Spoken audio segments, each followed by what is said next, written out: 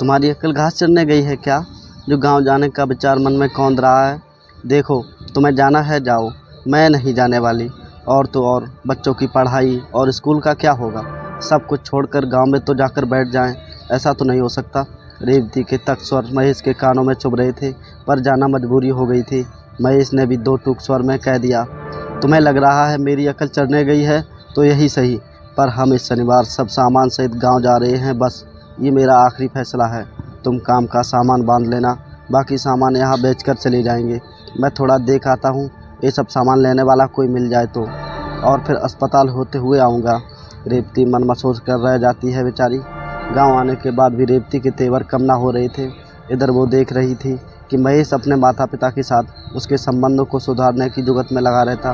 बात बात पर कहता, रेवती हमारा अपना कहने को कौन है, तुम भी देख रही हो शहर में ही मेरी तबीयत बिगड़ने लगी। कल को कुछ हुआ होगा तो इनके अलावा और हमारा कहने को है ही कौन। महेश बच्चों को पास के ही स्कूल में दाखिला करवाकर पिता के साथ खेती में जुट जाता था। वो दिन ब दिन कमज़ोर होता जा रहा था। 5 महीने ही गुजरे होंगे कि महेश एक दिन चक्कर खाकर गिर पड़ा। पिता ने बहुत कहा चल किसी डॉक्टर को दिखा ले, पर वो मना करता रहा। महेश को तो पहले से ही पता था उसकी बीमारी का अब अंतिम पड़ाव पर है, और वो कब चला जाएगा उसे भी नहीं पता। एक रात सोने से पहले उसने रेवती से कहा, रेवती मैं अब नहीं बचूंगा। शहर में ही मुझे पता चल गया था मेरी ज़िंदगी ज़्यादा नहीं है। उधर कोई परमानेंट जॉब तो थी नहीं, इसीलिए सब छोड़कर यहाँ तुम्हें ज़बरदस्ती ले आया। तुम्हारे मायके के हालात भी सही नहीं, जो मेरे ना रहने पर तुम्हारा और बच्चों का ख्याल रख सकें।